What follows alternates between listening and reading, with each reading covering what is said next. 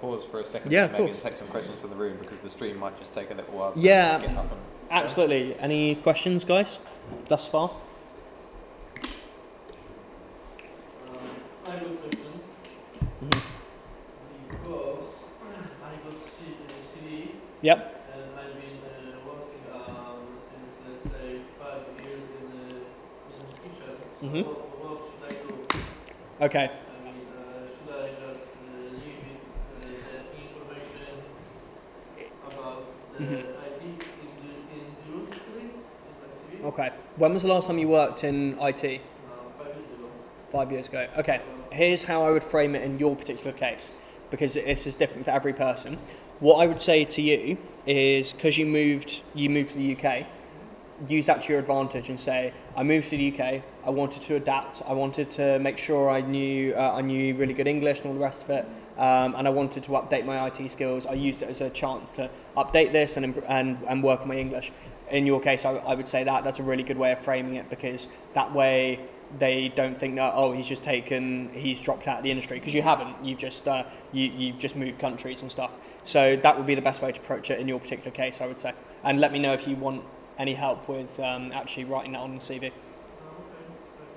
thanks. All right. Cool. Any other questions now, or shall we resume with the flow of the presentation, yeah? All right. Cool. Yeah. So exactly like I said. Don't know your limits. Hide. Sorry. Thanks, Craig. Know your limits.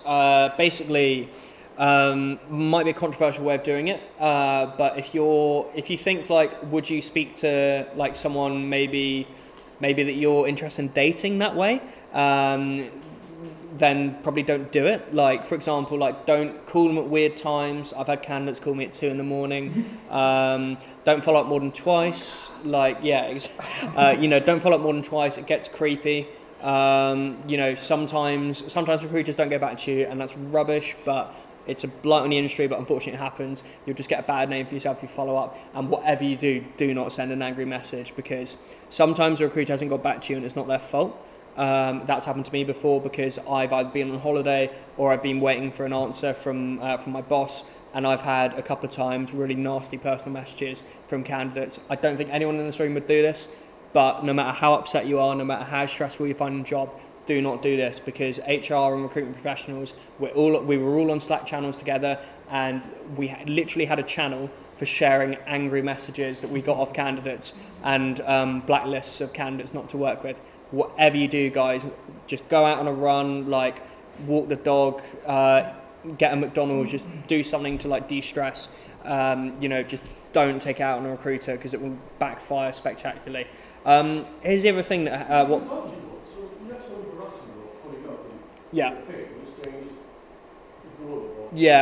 so I've had it a couple of times, and I've just had to ignore them, and it's like I've had people complain at me for not allowing remote is a big one. People got really angry with me for that.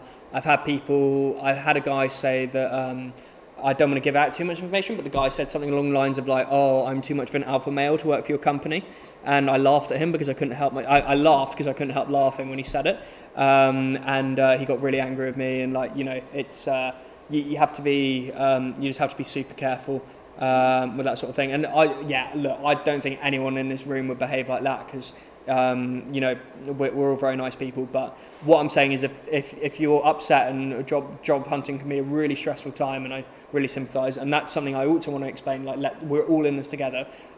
Just don't do anything creepy or rude to a recruiter. Basically, I don't even need to say it to you guys. I know you wouldn't anyway. So if a Kadiri grad gets rejected for a job, it sucks. I am going to, as a result, to practice what I preach. The job I got rejected for this morning, I'm going to share to all of you, and give you the email address of CTO. Just make sure you don't make any mistakes on your CV. Yeah, don't absolutely all spam it at once. Only work here if you want to. Only email them if you genuinely want to work there. But I'm going to share it with you guys, because if I want to get the job, I'd rather it went to one of you guys. We're a team. We've got to approach it like that. And if they get a job, which is absolutely fantastic, even better, they find out if the company needs more juniors. Jack from the last cohort is really helping me out now at his current company because they need more juniors, and he's referred me in. So you know, keep on our Slack our Slack channel on historical members and general full time. So yeah. In terms of a live example, I've already done that actually with the guy from that Hong Kong company. Has anyone got any questions on that just before I move forward? Cool. And just in general, guys, can't emphasize this enough. Any questions at all, just come and ask me.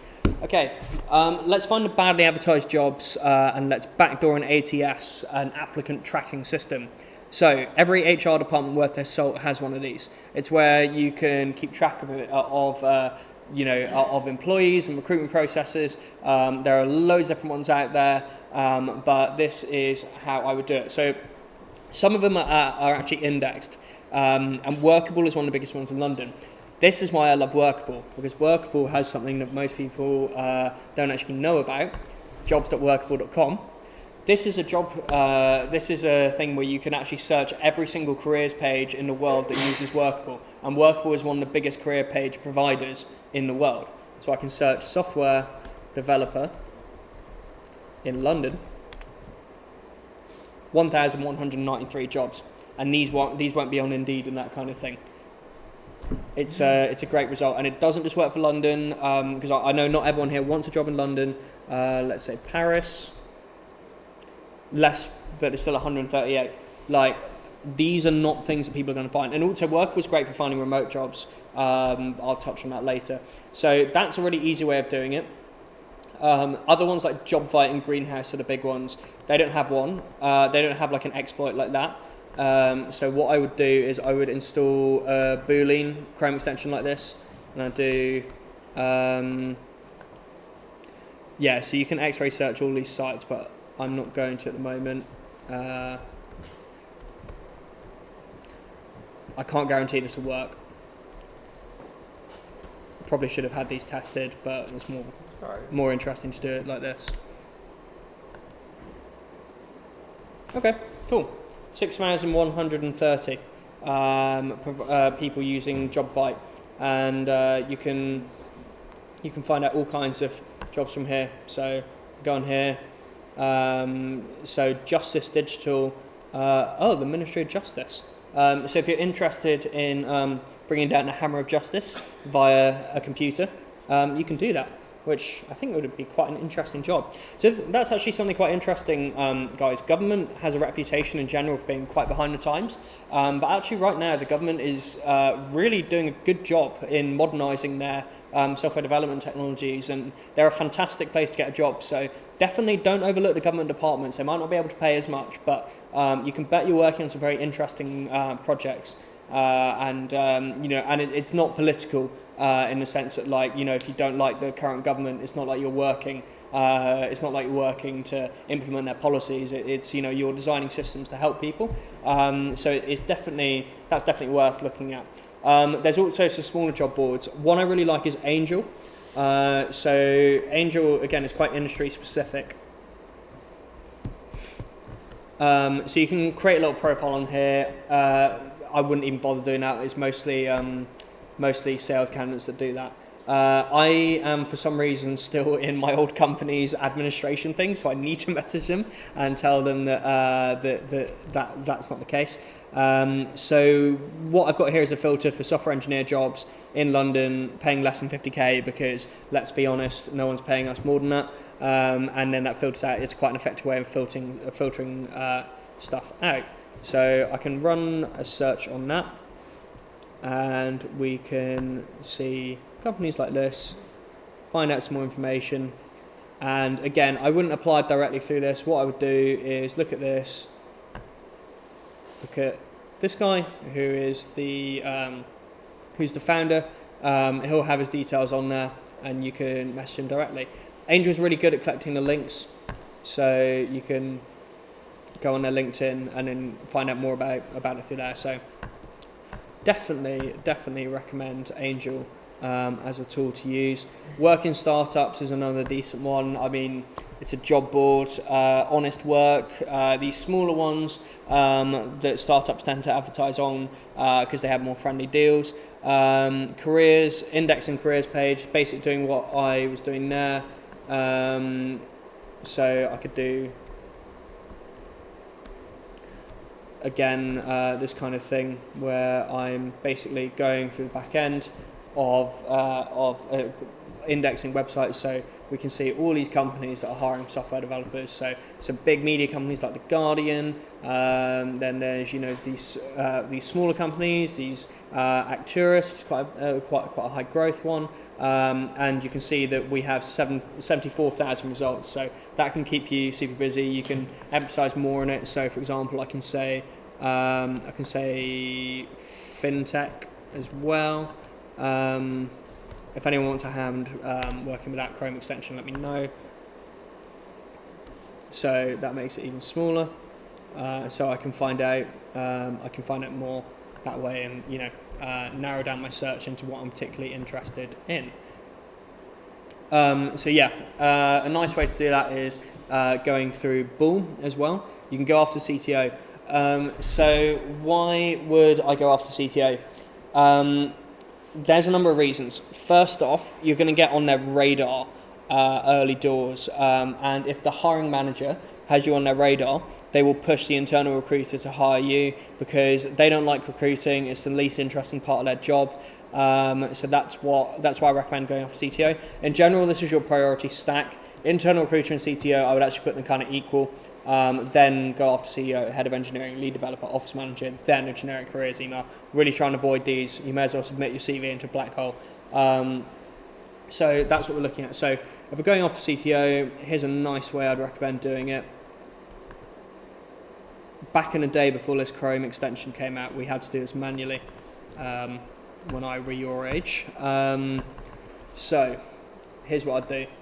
CTO, London, we're hiring, and I'm X-ray searching LinkedIn here. We'll take out fintech for now.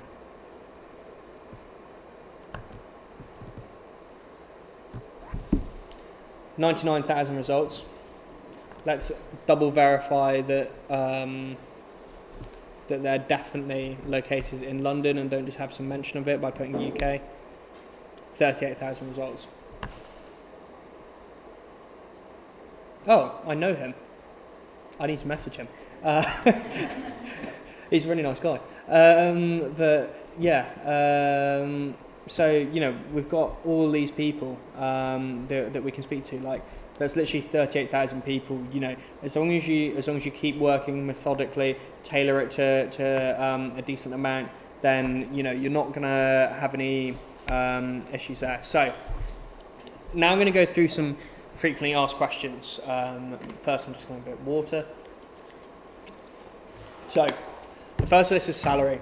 Salary is a really difficult question, and actually, without going too into depth on the merits of capitalism, there is a lot of kind of game theory going on here with salary. Everything is actually about how much value you kind of assign to yourself, and there's a lot of psychological impacts based on that. What I mean by that is, in a perfect market, economically, someone charging 20k with the same skill set as someone charging 30k will probably get hired. However, that's not actually the case in software engineering in London. There is a weird trend, and it's a psychological thing, that employers will hire someone and view someone better if they charge a higher salary, to an extent. As such, that's why I don't recommend going in low. I recommend going in high. It's a weird thing, and it's not even a trick. It's just, for example, if you go into a job saying, I'm looking for 30k, they're going to automatically think you're a better developer than if you're going in at 20k. As such, I recommend going a good 20% higher than what you'd be happy with, and then negotiating your way down if necessary. You'll probably end up with what you're happy with, or even better. That way, you're not going to end up kicking around ideas at a lower end, and they're going to view you more favourably. Like it's brutal, to be honest, but confidence and I wouldn't even say arrogance, just backing yourself goes a long way when it comes to salary negotiation. So as I said, it completely flies in the face of the rules of how a capitalistic employment market should work. But it's a weird thing. Again, this is not a perfect science. Please don't ask someone for 100k to try and show you're confident. You'll get laughed out of the room. You'll probably get shared in one of those Slack groups I mentioned. Like, people will just find it funny. Ask them for 35, maybe 30. Don't go any higher than that. Like, let's use it to our advantage, but let's not be silly. So, in terms of an interview process, in general, most good companies will do a phone interview with HR, a phone interview with a technical manager, a technical assignment, which is hopefully take home.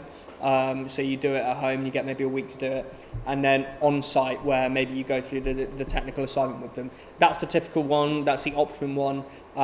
Ask up front what the interview process is when you go into an interview, because one, it shows the recruiter you're committed to it, two, it gives you a decent idea of what it's going to be like going forward, and then you can know as well, realistically, how long is this interview process going to take.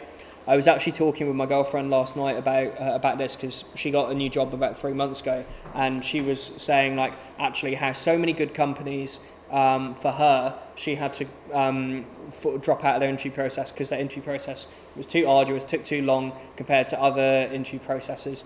So put the screws on them a little bit and see how much they can tighten up their interview process for you and make it quicker, because the quicker the better. In terms of how to negotiate, I've already touched on this a little bit. It's all about confidence. Know your worth.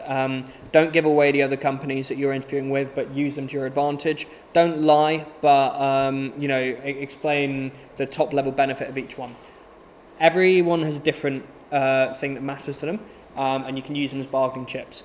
Let's say, for example, you don't care about working remote, and a company is offering you the same money as another company, but they're offering remote. You prefer the other company. You can still use that as a bargaining chip. You can say, well, the other company's offering me remote. I know that's not part of your policy. As such, I would incur more costs by traveling in. So therefore, I'll be looking for a little bit more money, and that would be enough for me to cancel all my other interviews and work with you guys. Agency recruiters use these tricks all the time. Flip it around on them. Use it yourself. It's a great way to do it. So that's how I recommend you negotiate. If anyone's got any questions or wants to do like a role play conversation with me at some point, let me know, because I had to do a lot of these kind of conversations from the other side of the fence. Is it normal to not hear back for a while? Unfortunately, yes, but there's nothing wrong with following up. Is it normal to provide references up front? No, it's not. And I'm trying to think the other thing I was going to say. Is it normal to not have the name of the company revealed when you're booked into an interview? Absolutely not. Don't ever do that, because there could be all kinds of things going on there. Has anyone got any more is it normal to questions? What about for the chef jobs? I'm Paul, Yeah. And they had some like DBS checks or like before. Yeah. Before, and I thought it was a bit even. Something like that as well. Mm-hmm. Something like that. It wasn't a bad cap, but some financial information it was an NI number. Oh, okay. I actually got the interview asking for a DBS check, NI number. I thought it was a bit. Yeah, it can be DBS checks. I've personally only worked for one company where it was high security. We were dealing with a lot of information about criminals. So we had very high DBS checks, and sometimes it is necessary. So I would assume with the NHS, because you're dealing with some very sensitive stuff like health records, that's why they require it. And once they've interviewed you and liked you, you're not just saying, well, that's for that, I suppose you weren't interviewed. That's for that information. It's not because yeah. the recruiter is asking. It's just a process thing on their side. It depends on the company. Like, if it's the NHS, that wouldn't raise a red flag for me. That's fine, because they're obviously a massive organisation. In fact, the biggest employer in the UK, I believe. However, if it's some random startup, I'll be a little bit confused.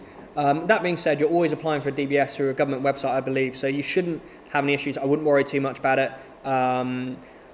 Most of us won't have to go through any kind of security check. If you end up working for a company where you're dealing with specific data, so yeah, health, like you say, but there could be some other stuff like finance maybe, it depends, or particularly if anyone does any like weapons development. However, I'm not sure they need React developers for that, but never know. So in short, yes, it is kind of normal, and unfortunately it is part of it. Anyone else got any questions about whether something's normal? I have a question kind of related about salary. So a lot Yep. of us don't advertise what the salary is. Yeah. How would you recommend navigating like applying to this and applying to jobs Mhm. and then putting actually like below salary expectation? Yeah, that's a really good question. So there's no easy way around that apart from doing an application, and you can sometimes find that information on Glassdoor. So check Glassdoor, and you can sometimes find it on Angel as well. So check those two resources. If nothing comes up, then if the application is too long and arduous, I wouldn't bother unless you're really interested in the company. Other than that, just make sure you cover it off in the first stage of the interview, so the phone interview with the HR. That way you won't have sunk too much time into it. So that's how I recommend dealing with it. I think it's better practice for people to reveal salaries, but like you say, I think it's probably 50-50 whether people do. Just try and make sure you find out in the first stage. If worst comes to worst, don't leave it any longer than that, because then it can get really annoying if you get to the final stage and find that they're massively underpaying. So yeah, I see what you're saying for sure. Yeah. I was on Indeed the other day. Yeah. And saw a position as a junior software developer. Mhm. And the salary range was between 20,000 and 40,000 That's a big. Yeah. So that's called, the technical term for that is throwing it at the wall and seeing what sticks, I guess. So I guess what they're trying to say by that is they will want to see what caliber of people apply, and so what I would say is just being upfront in that situation. If you like the job, being upfront with them and saying like, look, I saw the salary range, I'm looking for X amount. Just being honest with them. There could be a number of factors why they've put that, but I would just say if you like the job anyway, go ahead and apply for it, and then in the first stage, ask that. You said it was on Indeed. The reason why I don't like Indeed, there are a lot of companies for some reason that do stuff like that. I'm not saying don't use Indeed, but I would be wary of it. But yeah, that's how I'd recommend dealing with that. Unfortunately, that does happen, which is really stupid because that's a massive range, obviously. Yeah. And what do you make of Reed? Reed's okay. The thing to remember about Reed is it's all backed by a recruitment agency called Reed. So I would be cautious of dealing with it. But yeah, I mean, a job board's a job board. The worst way to get a job is by applying for a job, ironically. The best way to get a job is getting directly in touch with the recruiter or CTO, in my opinion. So yeah, I mean, there's nothing wrong with Reed, same as, Total Jobs, all these companies, but a lot of them, they're just full of recruitment agencies and that kind of thing. Like, I would suggest get the best way, if you're going to apply, find a company's career page and apply via there. That's the best way to do it. Cool. So yeah, just I think we're nearly at the end now, actually. Remote work. I'm going to be somewhat controversial on this. I don't think remote working at our level is a good idea. It's certainly not 100% remote work. So if a company offers it to you, I would actually suggest not taking it, and I would also be cautious of the fact if all the senior engineers there work remote, because who are you going to ask questions to? Like, it takes a while to get an answer online sometimes. Like, that's something that you really want to be aware of. In 2 years' time, absolutely, work remote, rent a flat in Vietnam for much less than you pay here, and, chill and code on the beach every day. Guys, that's my plan too, but for the next sort of 2 to 3 years, then just make sure make sure you're on site most of the time, and make sure your working place has their senior developers on site. Questions you shouldn't ask. Feel free to ask stuff about salary and that sort of thing in the first stage interview. That's normal. Ask why the recruiter likes the company. You can ask that. Questions I wouldn't recommend asking. Don't ask what the working hours are, because we all want to know. However, there is a stupid psychological thing where if you ask what the working hours are, people think you're lazy. A nice way to get around that, say to them, what is a typical day like for a software engineer on your team? And they'll usually say, oh, they get in at X. And then you're like, oh, okay, cool. So you know. The main reason why I ask that question is I hate getting up early. I don't mind working a bit into the evening. So I really hope any companies I apply for are not going to watch this video back. But yeah, that's the main reason why I asked that. That's one of the main questions I wouldn't recommend asking. I wouldn't recommend asking as well, anything about the CEO or founder or anything like that. It can get a bit weird. And whatever you do in an interview, I never understand how or why people manage to do this. Don't bring up politics. It's like seriously. Like I once had a guy go on a Brexit rant to me about how glad he was we were leaving the EU, and I'm quite strongly Remain, and I was interviewing him, and like I had to be. It was really awkward for me because I really strongly disagree with everything this guy was saying, and he was basically arguing his way out of the job, and I was trying to stay professional. Like it's just don't. I don't understand why anyone would bring it up. Just don't do it. Like. No matter what it is, there's no reason to bring it up, but people do. It's happened a lot of times in my career. People have brought it up, just don't do it. Keep the conversation light, you can also ask as well. You can find out some information about the recruiter. Again, there's a line to being creepy. Find out if they maybe went to the same uni as you. I've had it before where I found out a guy also played ice hockey, which is a differentiator. Not many people do that here. So I brought that up with him on the call. Stuff you don't want to bring up is finding out where they live. My friend accidentally did that to someone once. He found out where the interviewer lived, and he said, "Oh yeah, no, I live around the corner from you. I saw your house on Google Maps," because he didn't realise what he was saying. He somehow still got the job because he's really good at what he does, but just a bit absent-minded sometimes. That's one of the funniest things I've ever seen happen in an interview. So just don't, again, use a bit of common sense. Find something out that about the interviewer. It's called the similar to me effect. If you find something that you guys share together, then bring it up in the interview, even subtly, and it can be a nice way to make yourself stand out. Because, like Ricardo and Gray always say, on the junior side, a lot of getting the job isn't the coding. It's about seeing if you are the kind of person they can teach to be a commercially viable and valuable asset to their team. So that sums it up basically, guys. Be yourself, work hard, don't get disheartened. Let's do this as a team, and let's keep in touch with each other, and let's prove why we're the best boot campers in London. So has anyone got any questions off the back of any of that? Because that is it. I have a question about cover letter. Do you have any tips on that? Yeah. With a cover letter, what I would recommend is there's a few different strategies you can take. So I would kind of categorize a cover letter, a company myself, in terms of how interested I am in them.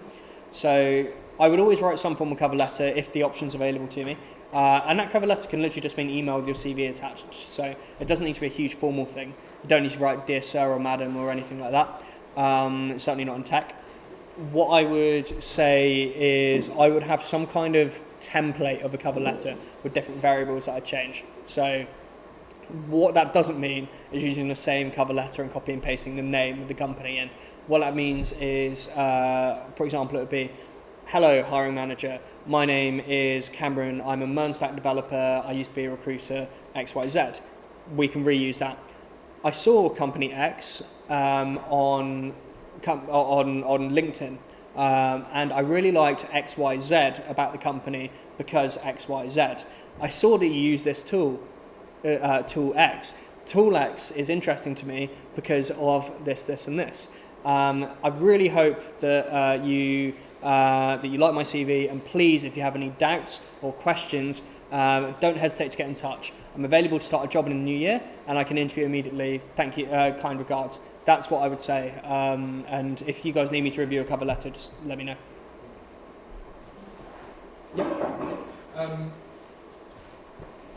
After an interview, like, would you send a follow-up letter? Just so I understand this correctly, do you mean like when you've had the interview, you email someone that evening and say, hey, thanks for the interview? Yeah, I think that's a nice thing to do. Okay. Don't like pressure them and say like, what did you think? But if you send them a nice little email saying like, hey, I just wanted to drop you a note to say it was a real pleasure meeting you today. I'm really excited for the prospect of working at X. Just let me know if there's anything else I can answer that we didn't cover in the interview. Okay. Looking forward to hearing from you soon. Just like that, it's fine. If you don't get any response, wait a week after an interview. If you've had no response, just send them a polite, quick follow-up. Don't follow up more than twice is the golden rule. Otherwise, you look desperate, to be honest, and you don't want to look desperate. Is it a common thing to send follow-up letter? It's not that common, but I really liked it when I did, especially when it seemed genuine. Okay. Like it was nice, and it made me think, okay, this candidate liked it. Or if you reference something in the interview, or even if there was something you missed in the interview, just say like, hey, also I just wanted to expand on this. Yeah, it's a really good idea. I'd totally recommend you do that. It's a nice thing to do for sure. Okay. I guess would you advise doing some research about the history of the company? Yeah, absolutely. Make sure you do some research, and in fact, this was something I wish I'd put in the presentation, so good point. Do some research into the history of the company. Find out who your interviewers are. You can find them through LinkedIn, find out about their backgrounds, everything like that. Ask about what the company's vision for the future is. So yeah, do your research. And the other thing as well, guys, it's not an exam. Take in some notes and stick them on the table with you. Like, they'll love it. Like, it shows you clearly got some stuff. Think of some questions you want to ask them in the interview. If someone comes into an interview with me and they have a notepad full of questions, I think that's fantastic. And I think, right, this person's serious. This person hasn't just, chanced it in, with this job. So that's a really good point, and you're totally right, and I cannot recommend it enough. So what would be one of the best, because at the end of the interview, they always ask, okay, do you have any questions? Yeah. So what is one of the best two questions to ask? Okay, here's a few that are various nice ones. So, ask the interviewer, what do you like about this company? And that way as well, if they start hesitating, it's probably not a good job. And then, however, hopefully, they then start gushing about what they love about the company, and then you can bond over something that they like, and you can say like, oh yeah, I don't know, that sounds really cool. For example, for something with me as well, I'm really keen on working with a company that has a lot of like development opportunities, like as in personal development, not just coding, obviously. Obviously, we're looking for coding opportunities. So I ask HR about that, and a lot of the time HR people are really enthusiastic about that. So it's a great way to sort of bond over that. So that's a nice question to ask. Another nice question to ask is, what do you see the company doing in 3 years? You can ask as well, do you have some kind of career plan / progression for junior developers? Is a nice thing to ask, because then you can find out, and then maybe that gets them thinking about it, and they also think you're going to be there for the long haul. What do you think makes the company better compared to its competition? Why do you use this programming language or this tool? Or are you considering changing your stack at all? If so, why? What does a typical day look like is a good one to ask. There's all sorts of things. Or you can ask, what's your best memory of this company? There's a lot of... I'll think of maybe a list, actually. That's a good point. I'll think of a little list, and I'll share it around with you guys. What do you think of asking for feedback at the end of an interview? Do you mean when you're on site? Yeah. So when you finish No, it's really awkward. What I would... because then you're never going to get honest feedback, ever. Because you haven't had time to go through it with the other people who've interviewed a lot of the time. Never do it to the recruiter as they're walking you out. I hated it when people did that to me. That being said, what I would say is saying to them, as the interview ends, you say, by the way, while you still got me, was there any questions or doubts you had, just so we can address them before I go and while I'm still here. That's kind of asking for feedback without asking for feedback, which is good. There is nothing wrong at all with if either they've rejected you or they progress you through to the next stage, asking for a bit of feedback so far in the process and finding out what you need to know. So, for example, I'm going through a process right now. I passed the first stage. I emailed them and asked them, and the recruiter said to me, yep, we really liked you, however, make sure that you're reading up on data visualization and D3. And then Max did a presentation on D3 yesterday, so don't need to do any reading now. Thanks, Max. No, I will do the reading. But yeah, that's how I recommend framing. Yep. What about the dress code? Like, would you wear a tie? Okay, God. This is about... The tech industry yeah. is a bit more, I don't know, relaxed in terms of... Yeah, this is what we call a can of worms. Okay, right. So, if it's a bank, wear a suit and tie, regardless, or a law firm or something like that. Also, as well, you can ask the recruiter what the dress code is. I would say, unfortunately, I can't comment on this for women because I don't know. As a man, if it's a tech interview, you can never go wrong with a shirt, chinos, and smart shoes. Let's not go crazy, guys. Like, I know we're all very fashionable in here. We all have great style, but yeah, let's be conservative with the style. This is one of those situations where I'm really glad to be a man, though, because from what I understand with women, it's even more of a minefield of what to wear to an interview. I would say for 99% of jobs, shirt, chinos, shoes, preferably not trainers. That should be fine. But some places literally would be fine with you rocking up in a tracksuit, but I wouldn't recommend it. Just smart casual. I know everyone hates that phrase. Have you ever seen or heard of anyone like putting their phone, so each of you putting their phone on the table so that they can listen back to it? 'Cause that's something I always wanted to do, but I feel like that's probably... So you can do it with a phone interview, but I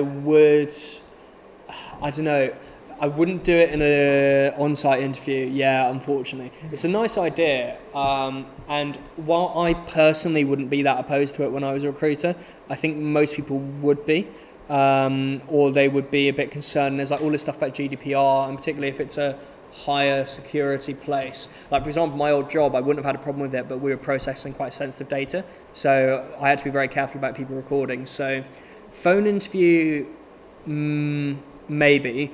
Just double check with the interviewer and just say, by the way, I'm recording my calls for quality and training purposes, which you are. But yeah, on-site interview, I'd avoid it. It's an interesting idea, though. It would be cool if more people were open to it. Yeah.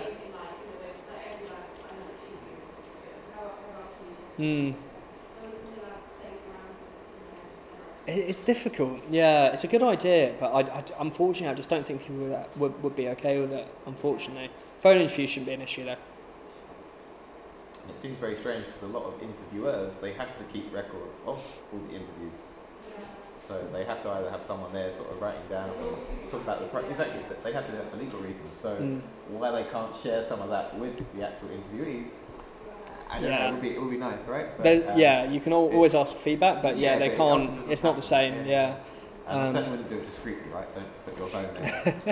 I'm just going to leave my phone there. Yeah, it's not worth it. It's not worth it. One thing I would say, it's not the same because it's not like reviewing yourself personally. There are actually some people on YouTube that have, for some reason, for the benefit of the world, have decided to do that and record interviews like with Google and that kind of thing, and you can watch them back both phone and on site. There are videos on YouTube where you can do it. There are some good YouTubers out there that I would recommend following. I'm trying to think. There's a guy called Clement Miscalu, I think his name is. He does good ones. The tech lead can be a bit satirical, but he's good. Joma Tech, Jarvis Johnson, there's a few of them. I'll come up with a little list and I'll send it out to you guys because there are some good ones out there. Anything like Free Code can put out as well is always worth a watch. So yeah, that's some kind of resources. I got a few general ones if I can. So when we were searching for contacts to find within the company, we used the job title talent acquisition, and you said this is probably the most popular term. Yeah. Have you got a list of some other terms, or can you share that with us? Yes. So I would say talent acquisition, talent acquisition manager, talent acquisition tech, tech recruiter, internal recruiter. Okay. So what I would usually recommend doing is if I'm searching LinkedIn, I would use this. Your Boolean thing again. Yeah, my Boolean thing again, and just list them all. And use the or operator. Yeah, exactly. Use the or operator. So this is actually kind of like it's a graphical interface for searching it. It's actually kind of coding in a way. But yeah, so those are some job titles. You can, if your LinkedIn hasn't got blocked, which hopefully mine isn't at the moment, and periodically gets blocked for me being suspicious, you can you can literally search manually through, and you used to be able to Boolean search in the search bar, which is awesome, but you can't anymore. But like we said, on anyone that has talent in their profile shows up. So on Netflix, they have over 1,000 people working in talent, which is impressive. Yep. What is the best answer to how do you see yourself in 3 to 5 years? Okay, so I would say I want to be expert in. I want to work towards becoming an expert in my field, and mentor junior engineers who are in the position I'm currently in, and to give back into the tech ecosystem, even if that's not true. I would hope it is true, because I think that's what most of us want to do. We want to get really good at what we do, and we want to be able to help out other people. So that's what I would say. Maybe managing a small team and making a commercial impact, that sort of thing. I've had people take the question really literally before and say like, oh, I hope I've worked for a couple of companies. Don't say that.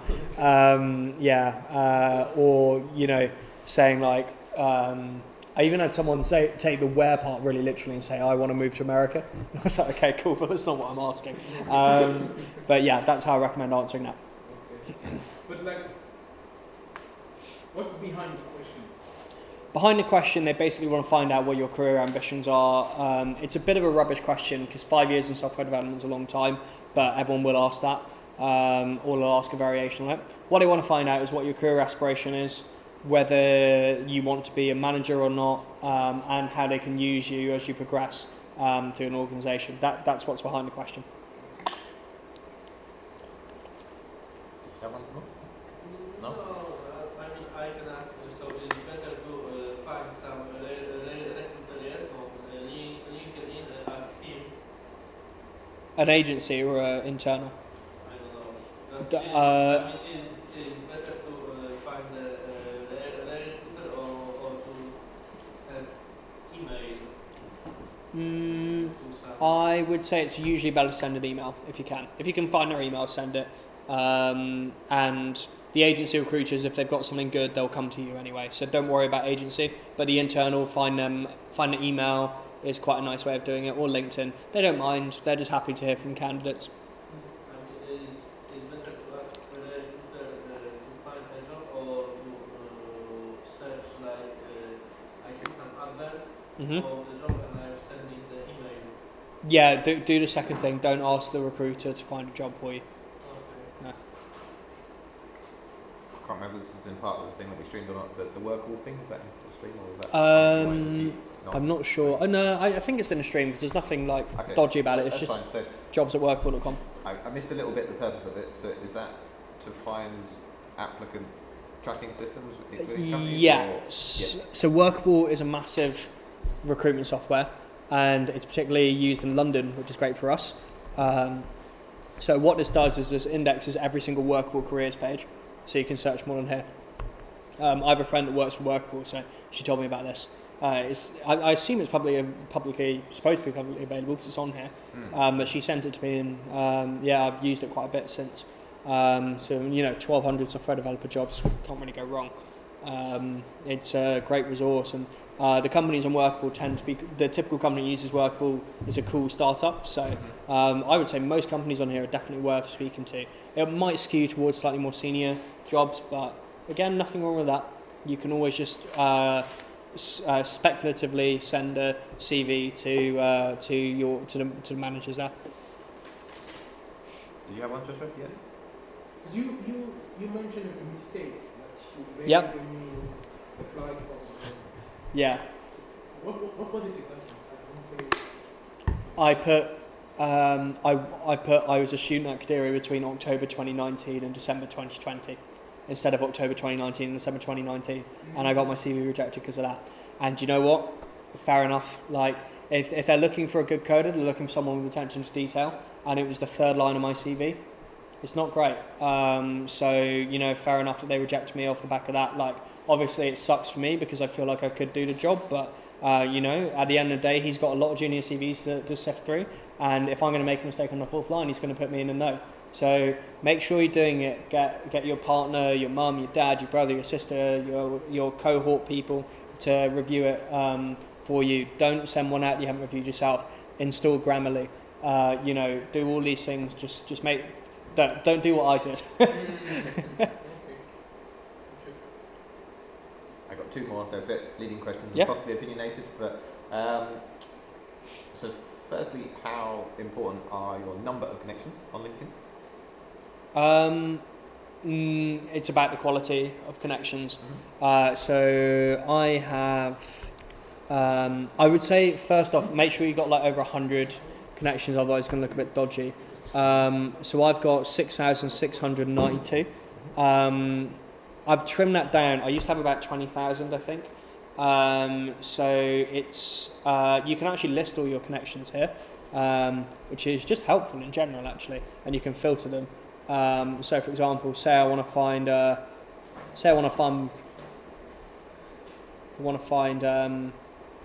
find my relatives,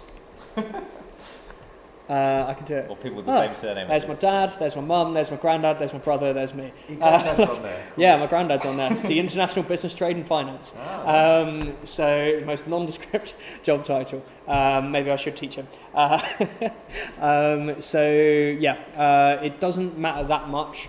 Just make sure they're high quality ones, and make sure they're I have two types of connections basically: software developers or recruiters, both good external and all internal.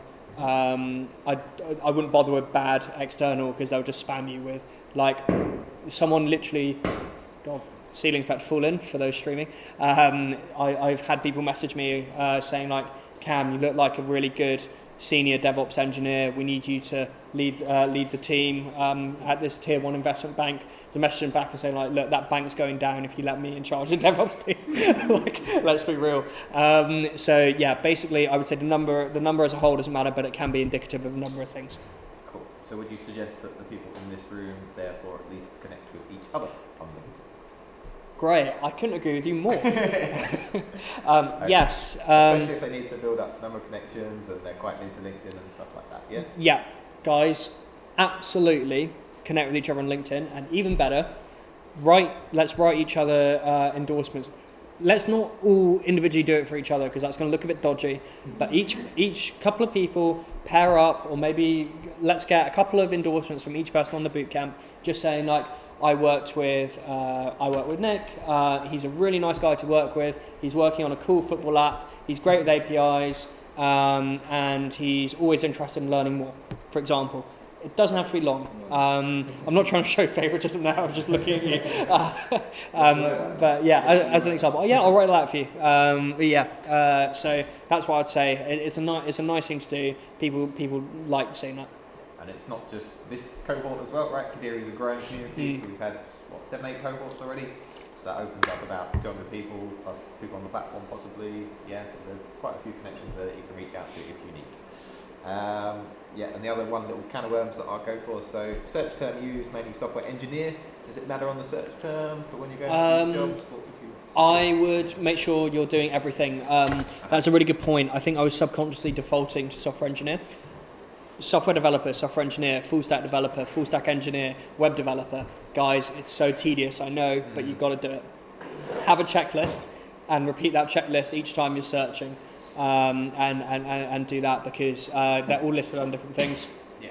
Even front end developer, you know. Sorry. No, it's all right. I was just saying that's where your bool tool comes in, yeah, your Boolean search Exactly. table. You can search all those 5 terms in one, and that will create the query. Saves you so much time to use this thing, guys. Honestly, I promise you. I think we have to change the job description. How do you mean? Job description there will be software engineer, Exactly. There's no centralized standard term, unfortunately. It's like sales, for instance. Sales, you could have sales executive, business development executive, business development manager. It's not just us, it's everyone that has to deal with this, unfortunately. Did you have a question? So what's the best concept to, because they always ask you, okay, what are your strengths and weaknesses? So strengths, put whatever your strengths, whatever your strengths is. Weaknesses, I would say what I would say to that is frame it. Be honest, but frame it. So, for example, if someone asked me that right this second, if you were an interviewer and said, "What's your biggest weakness?" I would say my biggest weakness is Node.js and working with databases. That being said, I'm now dedicated to some extra time. I'm rewatching old workshops in the evenings. I'm really trying to build out some personal projects that use those technologies very well. I'm really hoping in a year I can make it one of my strengths. That's how I frame it. Yeah. So it doesn't necessarily need to be about other things like, being on time. Oh God, no. That's one that don't ever say that I'm never on time for I bought a new alarm and I'm gonna get up early now. Yeah. I mean, it can be something like that. You could say something. It's a bit stereotypical these days, but you could say like, "Oh, I'm too much of a perfectionist," or say like, "I want to be," it could be something away from that, or sometimes I work too hard. People say that. But yeah, I would try and make it technical in our case because it's easier to frame it. But yeah, I mean, you can be honest if you want. Sometimes people will appreciate the honesty. Just don't always say like, "I'm always late, asleep in, come to work drunk," All right, is that the game? Cool. I think it is. Thank you very much. It's a bit longer than the 30 minutes, sorry.